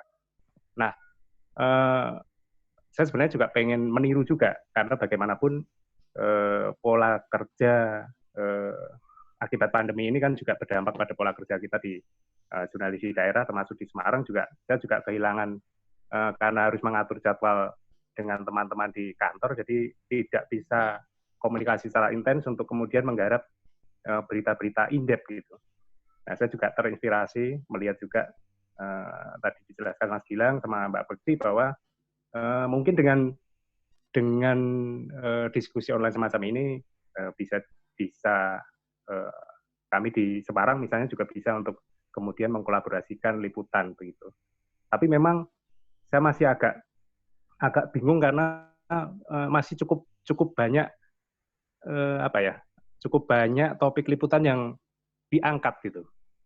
Mungkin dari Jogja sudah menemukan momennya sebulan setelah wabah ya, setelah pandemi ini, penanganan sebulan setelah wabah di Jogja gitu. Tapi apakah ini juga cocok juga diterapkan di Semarang misalnya? Saya juga lagi harus berpikir juga gitu. Nah, saya juga pengen tahu juga setelah dengan keluarnya hasil liputan yang pertama, bagaimana kemudian teman-teman di Jogja untuk mengatur agenda setting untuk kolaborasi liputan berikutnya gitu. Begitu Mas Gilang. Terima kasih. Oke, terima kasih Mas Girindra. Silakan Mbak Bukti. Banyak nih pertanyaannya. Oke, banyak banget. Saya jawab dulu pertanyaan terakhir. Jadi kami tidak berhenti di sini. Setelah ini akan ada lagi berita selanjutnya, laporan selanjutnya, dan kami bersyukur karena jurnalis yang terlibat semakin banyak, karena kami senang banyak yang terlibat, artinya akan ada banyak pressure ke pihak terkait, dan tidak lama lagi, beberapa hari lagi akan ada laporan selanjutnya. Saya pikir lebih menarik, sekaligus promosi ya Mas Haris ya. Silakan dibaca nanti liputan kolaborasi kami yang berikut, dan mudah-mudahan setelah kedua akan ada laporan ketiga, keempat, dan seterusnya. Kemudian soal topik dan sebagainya, saya pikir di daerah itu tidak kekurangan masalah. Apalagi Jawa Tengah. Jawa Tengah itu termasuk salah satu yang 5 besar ya, termasuk paling banyak kasus COVID di Indonesia. Sangat banyak sekali.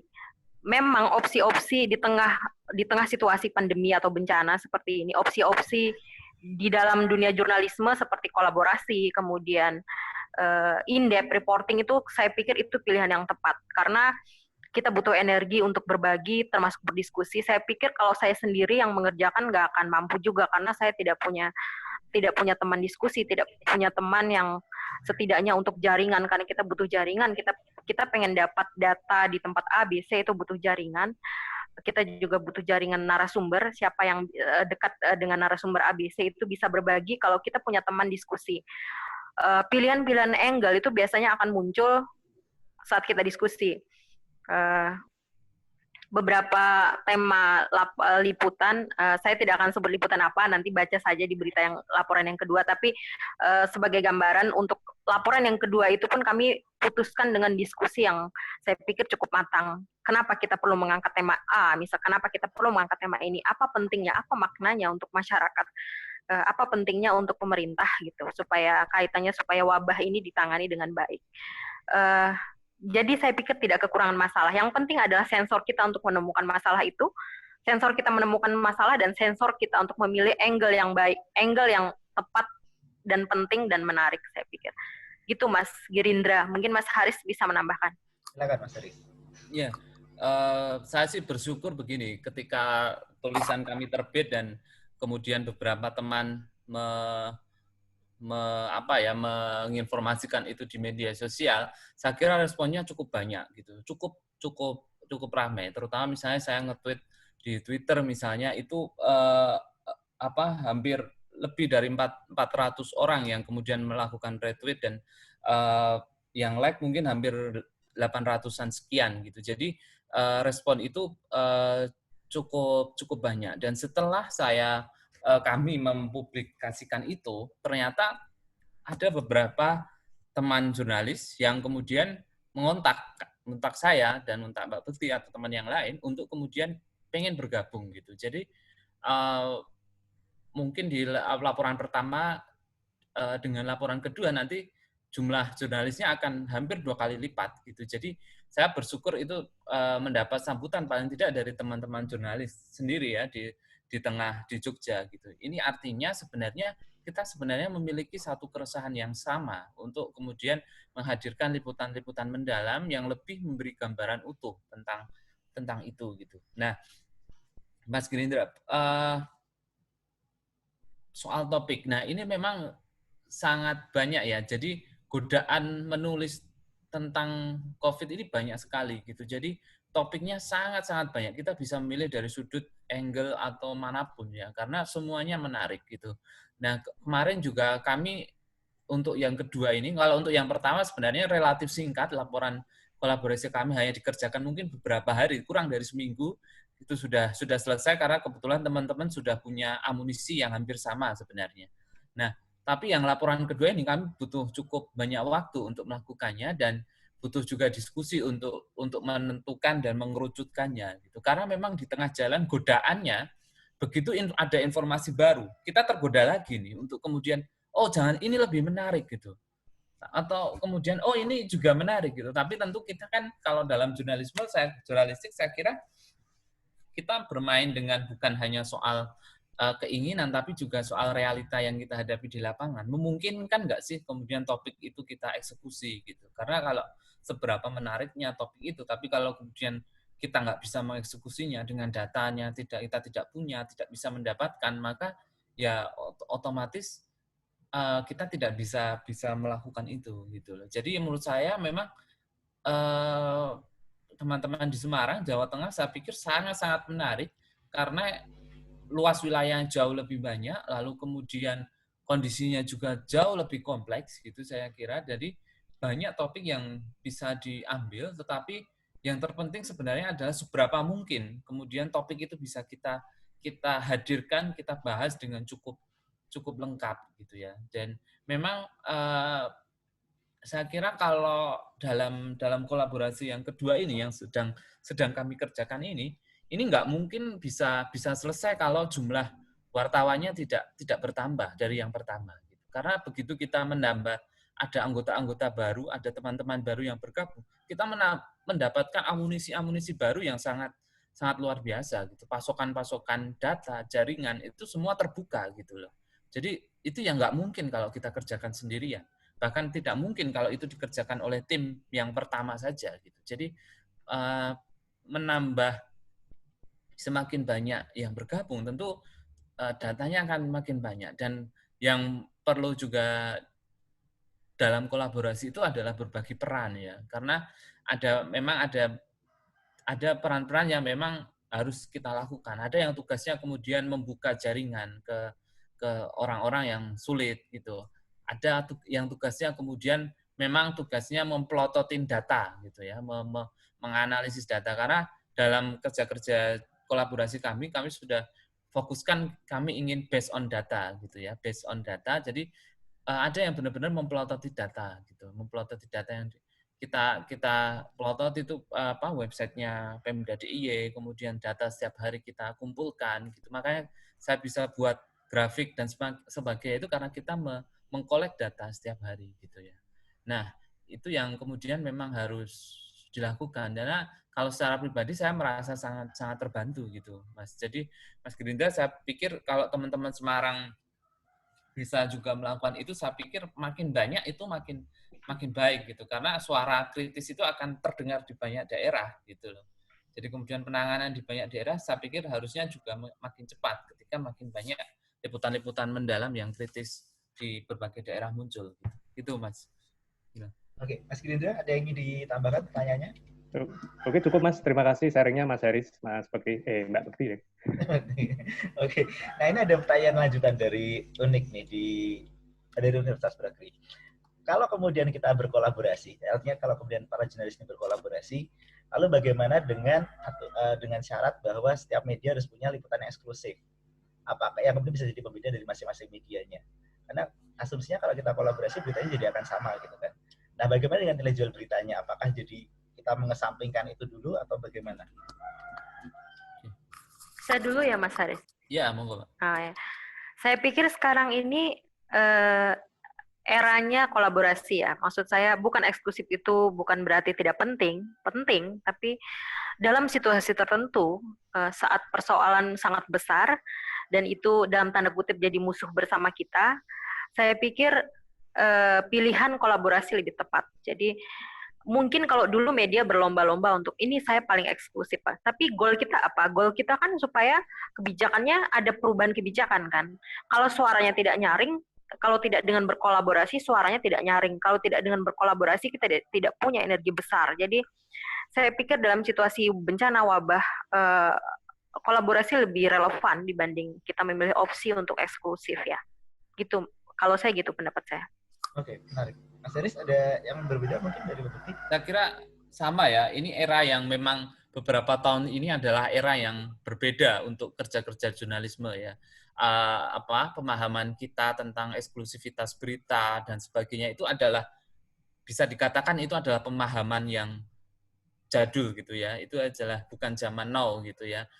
Kalau kita melihat beberapa dan kolaborasi ini sebenarnya kan tren yang terjadi secara internasional gitu. Kita melihat kolaborasinya Panama Papers misalnya, nggak bakal itu bisa dilakukan kalau tidak ada kolaborasi gitu. Jadi kolaborasi yang dilakukan secara nasional oleh teman-teman Indonesia Leaks misalnya itu kan juga sangat luar biasa gitu. Jadi ini sebenarnya adalah tren yang terjadi secara global, secara nasional, dan teman-teman di Jogja sebenarnya hanya kemudian mengikuti tren itu gitu ya, mengikuti tren itu. Dan memang yang seperti dikatakan Mbak Bekti tadi, memang kalau kemudian kita menghadapi satu isu yang terlalu complicated dan terlalu besar dan kita ingin mendorong satu kebijakan itu, memang kolaborasi adalah pilihan yang paling pas untuk saat ini gitu ya. Jadi saya kira memang kita harus menanggalkan keegoisan masing-masing jurnalis untuk kemudian mengkeep data sendiri. Wong ini aku yang dapat kok, masa aku bagi gitu dengan teman-teman yang lain gitu kan, tidak apa-apa. Saya kira tidak perlu sikap-sikap seperti itu. Ini bukan masanya untuk bersikap seperti itu. Toh sebenarnya saya nggak tahu kalau di tempat lain, tapi kalau di Jogja sebenarnya kolaborasi kita adalah kolaborasi dalam hal liputan gitu ya. Tapi kalau saat kita menulis atau menggarap, itu kita masing-masing memiliki kemerdekaan atau independensi sendiri. Tentu ada kesepakatan-kesepakatan yang sudah kita sepakati. Ini norma-normanya gitu. Tetapi bagaimana cara penulisannya, bagaimana angle-nya dan sebagainya, itu masing-masing jurnalis masih punya kemerdekaan gitu loh. Dan disitulah mungkin teman-teman ya silakan kemudian yang kemudian menyalurkan ininya, kemampuan terbaiknya ya di situ gitu. Maksud kemampuan individualnya maksud saya. Karena kan kalau kita lihat contoh beberapa hasil liputan kolaborasi yang kemarin, yang seri pertama saya dan teman-teman, tidak eksak sama, tidak sama persis itu. Ada pilihan-pilihan angle yang berbeda dan menurut saya itu justru bagus itu untuk memperkaya sudut pandang dan sebagainya gitu. Itu Mas Gilang. Oke, berarti yang dikolaborasikan adalah proses liputannya ya dan pengumpulan datanya, bukan proses penulisannya. Ya. Oke. Ini bos-bos media nggak ada yang protes gitu Mas, Mbak Bekti, Mbak Saris. Wah kok datanya sama? Kalau saya, tempat saya enggak. Redpal saya sangat mendukung banget. Dia sangat membantu, misal menajamkan angle, menajamkan perspektif dan sebagainya. Jadi dan menurut saya media harus mendukung. Menurut saya pemilik media ya harus mendukung karena kita punya pekerjaan yang sama, kita punya goal yang sama supaya wabah ini cepat berlalu gitu. Jadi kolaborasi adalah kunci di saat pandemi. Oke. Kalau Mas Aris bagaimana Mas? Ya saya kira tidak ada keberatan juga sih. Maksud saya kan dalam liputan ini kan kita juga tetap kemudian sebenarnya prosedurnya kan sama dengan liputan biasa, tetapi kita hanya punya teman diskusi gitu ya. Kita punya teman diskusi yang bareng terus secara intens yang menggarap tema itu, lalu kemudian punya teman yang kemudian bisa menambahkan kekurangan-kekurangan kita gitu. Saya kira nggak ada persoalan sih. Oke.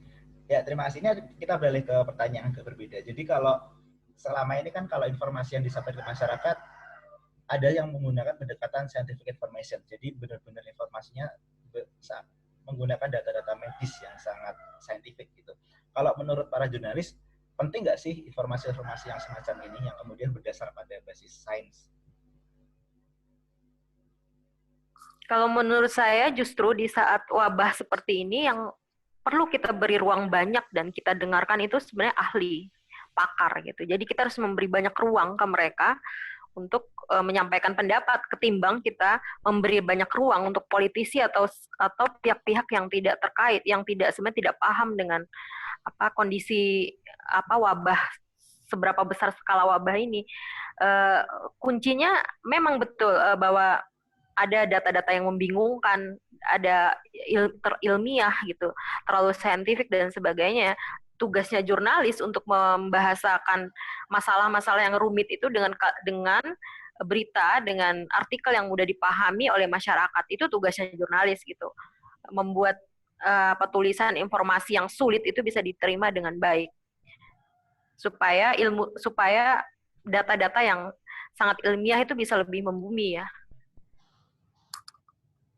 Kalau Mas Aris gimana Mas? Sepakat dengan informasi-informasi medis? Saya kira sama ya, itu intinya kan bahwa dalam konteks saat ini kan yang terpenting sebenarnya adalah pendekatan ilmiah dalam pengambilan kebijakan. Nah, tentu masyarakat juga harus diberi pemahaman bahwa kemudian pendekatan-pendekatan ilmiah ini kan kemudian memiliki dampak pada kehidupan mereka gitu. Nah, bagaimana kemudian kita mengkomunikasikan hal-hal yang kemudian ilmiah itu agar sesederhana mungkin dipahami oleh publik, itu yang menjadi tugas kita sebenarnya, memahamkan bagaimana urgensi dari pendekatan ilmiah itu ke dalam pengambilan kebijakan. Saya kira dalam banyak hal kami di teman-teman yang melakukan kolaborasi ini sangat terbantu dengan pengayaan dan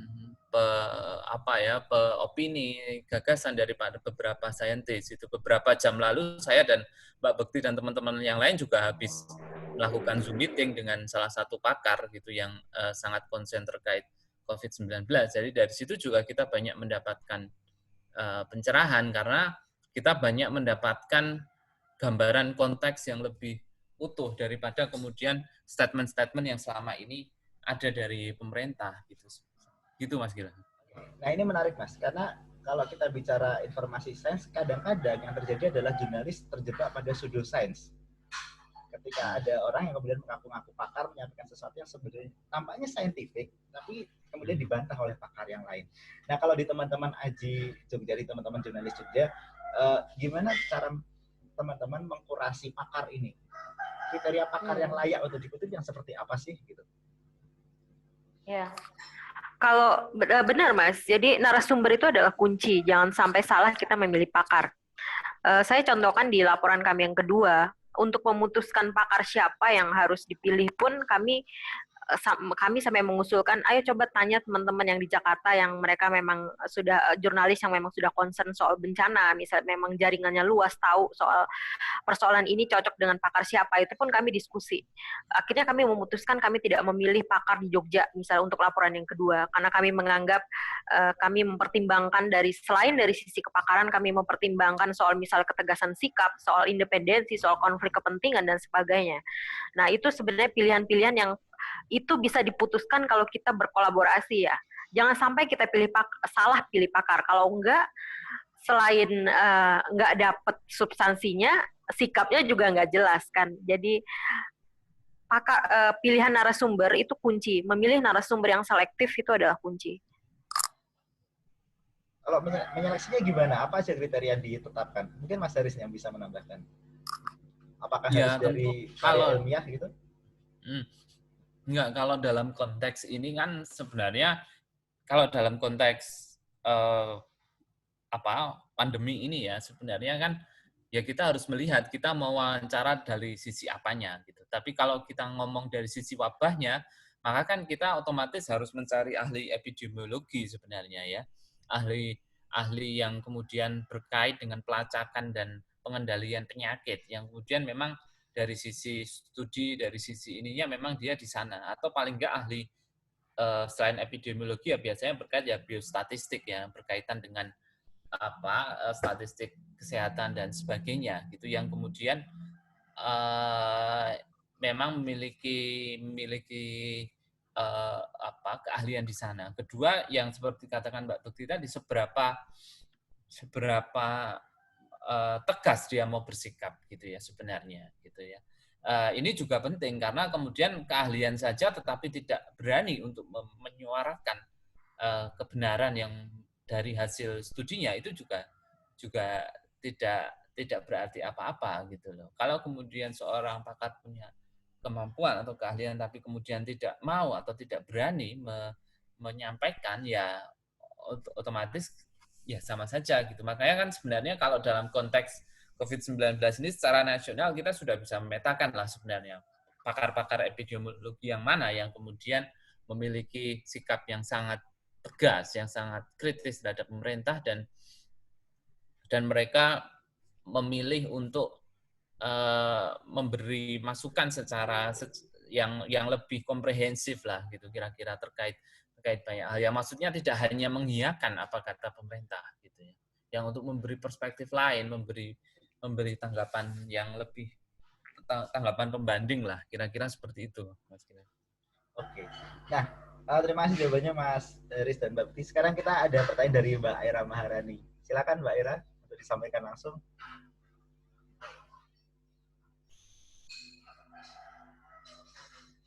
Bisa nggak ya? Halo.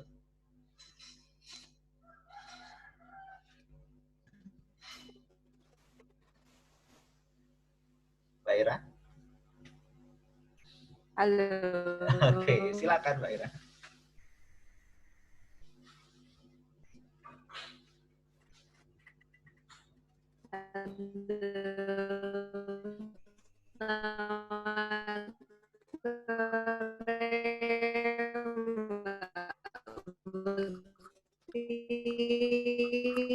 Waduh.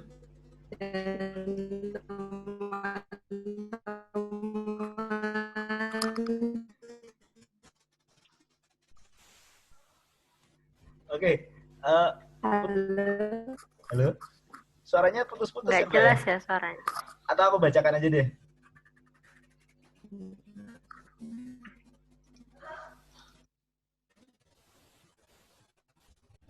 Oke, saya bacakan aja pertanyaan dari Mbak Era. Jadi di awal kemunculan pemberitaan kasus positif. Halo.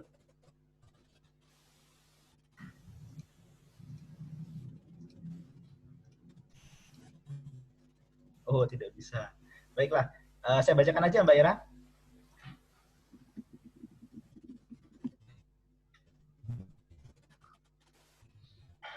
Halo. Oke. Ya. Jadi pertanyaan dari Mbak Era ini. Di awal kemunculan pemberitaan kasus positif COVID-19 pertama di Indonesia, media massa ini dianggap membuka terlalu vulgar data pasien positif yang akhirnya berdampak pada perlakuan sosial masyarakat terhadap korban.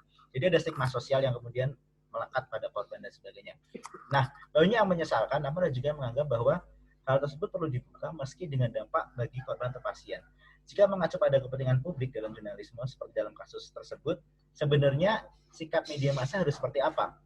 Apakah dibenarkan ketika kemudian memberitakan identitas korban? Kalau dibenarkan, sejauh mana kita bisa membukanya?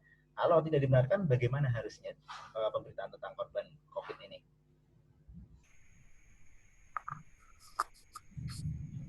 Monggo, silakan. Mas Haris dulu atau Mbak Bukti dulu? Silakan. Mas Haris dulu, silakan Mas. Ya, kalau soal itu memang sangat ini ya, sangat agak kompleks ini ya, persoalan pembukaan identitas itu ya, karena kalau kita mengacu pada aturan terkait medis, memang identitas pasien itu kan tidak boleh dibuka sebenarnya, meskipun kemudian IDI, Pengurus Besar Ikatan Dokter Indonesia juga sudah mengatakan sebenarnya identitas pasien bisa dibuka apabila untuk kepentingan yang lebih luas misalnya atau kepentingan umum misalnya. Nah, tetapi kalau saya pribadi selalu mengacu pada begini, pembukaan identitas dan sebagainya. Kalau maksudnya saya membuka identitas itu kan berarti membuka nama ya misalnya atau alamat gitu ya atau inisialnya lah paling tidak. Itu kan itu menurut saya perlu konsen atau perlu izin dari yang bersangkutan atau keluarga tentang hal itu ya untuk membuka identitas dan sebagainya. Tetapi kan sebenarnya pemerintah kalau di dalam konteks DIY misalnya pembukaan data itu kan sebenarnya sebagian dibuka gitu, tetapi sangat dibatasi. Misalnya kalau dalam konteks pasien positif di Jogja ini yang dibuka ada tiga variabel sebenarnya, jenis kelamin, usia, dan asal kecamatan gitu. Asal kecamatan kan otomatis dia merujuk ke kabupaten kota yang mana gitu. Nah, itu sebenarnya masih dibenarkan gitu ya, karena kan itu kan akan menyamarkan apa ya, tidak pembaca atau masyarakat tidak akan tahu ini sebenarnya yang dimaksud siapa gitu. Dan selama ini dengan data itu sebenarnya kita juga cukup bisa melakukan pelacakan terhadap data-data itu gitu. Jadi saya kira kalau dulu memang teman-teman melakukan, memang ada blunder-blunder ya, kemudian dibuka identitas dan sebagainya, ya itu sangat saya juga tidak sepakat gitu. Tetapi kemudian jangan sampai kemudian kita menutup penuh data seluruh datanya, maksud saya seluruh data itu ditutup penuh gitu. Kalau soal identitas, nama, alamat lengkap dan sebagainya, oke, itu memang tidak bisa sembarangan dibuka gitu ya, tidak bisa sembarangan dibuka. Tapi kalau kemudian data pasien di kecamatan ini ada berapa dan sebagainya, saya kira itu penting untuk dibuka, untuk menggambarkan bagaimana penyebaran COVID-19 di satu wilayah seperti itu. Kalau sampai kemudian kita membuka, itu kan kasus yang pertama ya, kita tahu semua kasus yang pertama itu kan memang kemudian terbuka siapa identitasnya. Ya, saya pikir saya juga tidak sepakat, tidak harus sampai seperti itu gitu loh. Tapi kalau kemudian bukan berarti datanya itu harus selalu ditutup rapat seperti itu. Itu. Oke, ada anggapan yang berbeda mungkin? Ya, sebenarnya data dibuka ini polemik. kalau kita untuk khususnya di Indonesia, karena apa? Sebagian masyarakat kita memang masih menganggap ini aib gitu. Padahal sebenarnya perlu edukasi juga ya ke masyarakat soal COVID ini tidak harus dipandang sebagai aib. Nah, karena persoalannya masyarakat kita sebagian besar masih menganggap ini aib, jadi menurut saya memang media harus berhati-hati terhadap soal pembukaan data yang detail gitu. Pertimbangannya itu. Walaupun sebenarnya saya setuju juga kalau menurut IDI misalnya karena konteks kita ini adalah wabah seharusnya dibuka. Karena apa? Harusnya soal aib itu dikesampingkan karena yang penting kan adalah dengan data yang terbuka kita bisa menelusuri kan dengan cepat dan tepat gitu. Cuman tadi lagi-lagi Indonesia agak sulit karena memang soal aib ini di masyarakat agak sulit ya. Jadi media aku pikir harus berhati-hati untuk membuka itu kecuali memang prinsipnya adalah seizin keluarga. Beberapa kasus di Jogja pasien misalnya contoh almarhum guru besar UGM yang meninggal dunia itu saya pikir keluarganya mengizinkan untuk dibuka dan supaya orang yang berkontak dengan dia bisa dilacak gitu. Saya pikir itu tepat ya. Saya pikir sudah tepat gitu. Kemudian orang mudah untuk melakukan pelacakan. Tapi kan tidak semua masyarakat seperti itu. Kalau masyarakat yang lain mungkin ya siap tahu identitasnya dibuka bisa-bisa jadi didiskriminasi dan sebagainya, dan itu harus diakui banyak juga kan pasien-pasien yang kemudian didiskriminasikan karena masyarakat tahu soal itu.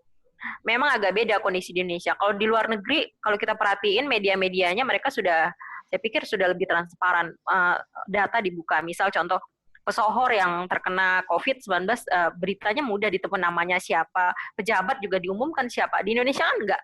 Menteri hasil swab-nya apa enggak diumumkan, ya kan? Padahal sebenarnya membuka data terutama untuk tokoh-tokoh publik itu penting. Karena apa? Tokoh publik berhubungan dengan orang banyak, ya kan? Mereka punya peran yang banyak di masyarakat. Kalau nggak dibuka bahaya menurut saya, terutama untuk tokoh-tokoh publik ya, jangan justru dirahasiakan. Beda dengan masyarakat yang dia bukan tokoh publik, oke lah masih kita bisa terima dengan alasan tadi menjaga supaya tidak didiskriminasikan gitu. Jadi saya pikir soal buka dan tidak membuka data ini harus dilihat dulu konteks dan persoalannya seperti apa. Oke, sepakat. Ya mungkin itu yang bisa sampai sini ya diskusi kita, waktunya sudah hampir terbatas. Kita akan masuk ke kata-kata terakhir ya. Dari pernyataan terakhir dari sebelum kita menutup diskusi ini dari Mbak Bekti dan Mas Haris, mungkin ada yang bisa disampaikan sebagai penutup? Mbak Bekti dulu, Bu, mungkin. Mas Haris dulu, monggo Mas. Oke, Mas Haris dulu. Saya tadi udah duluan. Ya, kalau saya sih sebenarnya ingin mengajak ya semua pihak ya, tidak hanya para jurnalis, tapi juga teman-teman mahasiswa, masyarakat, publik, dan sebagainya untuk aware, untuk ikut mengawasi bagaimana kebijakan atau kinerja penanggulangan COVID-19 terutama di wilayahnya masing-masing gitu. Karena upaya-upaya pengawasan ini yang saya kira saya selalu merasa ini belum cukup untuk dilakukan gitu. Benar bahwa masyarakat dan kita harus memberi apresiasi kepada berbagai elemen masyarakat yang sudah terlibat dalam upaya membangun solidaritas, memberi bantuan kepada mereka yang membutuhkan. Benar, itu memang sudah seharusnya dan harus terus dilakukan. Tapi kita juga harus jangan sampai kemudian melupakan upaya-upaya untuk mengawasi atau upaya-upaya untuk memantau kebijakan penanggulangan COVID ini, gitu. Karena kebijakan-kebijakan pemerintah inilah yang akan menentukan seberapa lama dan seberapa parah wabah ini nantinya, gitu. Jadi upaya-upaya benar bahwa hari ini konon kita jangan hanya menyalahkan kegelapan tapi juga menyalahkan lilin gitu ya, tetapi benar bahwa upaya-upaya solidaritas itu penting dan harus terus dilakukan, tetapi upaya memantau, mengkritisi itu juga tidak bisa kemudian dikecilkan perannya gitu. Karena upaya-upaya itu juga penting untuk mendorong pemerintah untuk lebih cepat dan lebih tanggap dalam menanggulangi COVID ini gitu. Jadi saya hanya ingin kemudian mengajak misalnya teman-teman di Jogja, ayo teman-teman yang misalnya para akademisi, para kampus dan sebagainya, ini sudah banyak yang melakukan kegiatan-kegiatan yang berbentuk solidaritas, gitu. Sangat banyak. dan itu sangat bagus. Tetapi saya masih minim melihat upaya-upaya yang mencoba mengkritisi dan mengawasi kondisi pandemi ini. Karena suara-suara kritis itu saya pikir harus ada dan harus terus ada gitu. Karena seperti yang saya katakan tadi, penanggulangan wabah ini akan porsi penanggulangan ini akan lebih banyak ada pada pemerintah. Sehingga kemudian kita perlu juga membantu pemerintah dengan cara memantau dan mengkritisi dan kemudian memberitahu ini loh ada persoalan-persoalan gitu loh. Jadi jangan sampai kemudian upaya-upaya mengkritisi ini juga justru dianggap kemudian sebagai upaya untuk memperkeruh suasana atau kemudian membuat situasi makin menimbulkan kepanikan dan sebagainya. Tetapi ini adalah bagian dari kontribusi kita bersama untuk membuat pemerintah lebih aware, lebih cepat, dan lebih tanggap. Saya kira sih masyarakat sipil di Jogja bisa lebih banyak, para akademisi di Jogja, kita nggak kekurangan akademisi, kita nggak kekurangan ahli, bisa lebih banyak mengambil peran dalam porsi ini. Gitu. Selain kemudian teman-teman jurnalis yang sudah kemudian memulai upaya itu, tetapi kita perlu support, kita perlu upaya berjejaring, perlu lebih banyak kolaborasi dengan semakin banyak pihak yang lain, saya kira, untuk kemudian makin menguatkan upaya atau mempercepat penanggulangan COVID ini, supaya wabah ini tidak segera berakhir. Gitu. Segera berakhir. Terima kasih, Mas Gilang. Oke, terima kasih Mas Haris. Mbak Bekti, silakan. Oke. Saya ingin menambahkan bahwa dalam situasi bencana seperti ini kita tidak saatnya untuk berleha-leha gitu, termasuk jurnalis. Saya pikir dalam situasi sulit seperti ini jurnalis harus lebih banyak bekerja keras dan bekerja cerdas juga gitu, harus mengerahkan sebanyak mungkin tenaga untuk bisa ikut mengkritisi, ikut mengawal dan ikut mewarnai gitu. Jangan cuman kita jadi corongnya pemerintah. Tanpa menghilangkan kritis kontrol sosial kita sebagai media. Peran utama kita sebenarnya di sana, di pemberitaan gitu. Benar bahwa hal-hal yang baik harus diberitakan, benar bahwa solidaritas warga itu harus didorong lebih banyak supaya bisa menginspirasi masyarakat lain untuk ikut bergerak, tapi jangan juga media kemudian meninggalkan kekritisan, karena goal kita sama, kita ingin wabah ini cepat berlalu. Jadi saya pikir media harus bekerja keras dan harus bisa berjejaring dan berkolaborasi. Tadi saya sudah sampaikan bahwa kolaborasi itu adalah salah satu kunci untuk bagi media ya dalam respon wabah seperti ini. Oke, terima kasih Mas Haris, Mbak Bekti atas waktunya. Terima kasih teman-teman. Kalau bisa disimpulkan mungkin di tengah pandemi, maka jurnalis dan jurnalisme mestinya hadir sebagai pengawas. Dan ini adalah saat yang tepat untuk mengesampingkan persaingan untuk sementara dan mendebatkan kolaborasi agar aspirasi yang selama ini belum tampak bisa mendapatkan perhatian terutama dari pihak-pihak yang memiliki kebijakan. Oke, itu saja dari kami. Terima kasih teman-teman Aji, terima kasih Mas Haris, terima kasih Mbak Bekti, terima kasih teman-teman yang sudah bergabung. Mohon maaf jika ada kesalahan. Sayangnya juga tadi ternyata ini tidak bisa di-streaming ke YouTube, jadi mungkin akan kami unggah versi siaran tundanya. Mudah-mudahan tidak ada masalah lagi, dan mudah-mudahan kita bisa bertemu lagi di kesempatan yang selanjutnya. Oke, itu dari saya. Terima kasih. Selamat sore. Selamat menunggu berbuka puasa untuk yang beribadah puasa. Sampai jumpa. Sampai jumpa.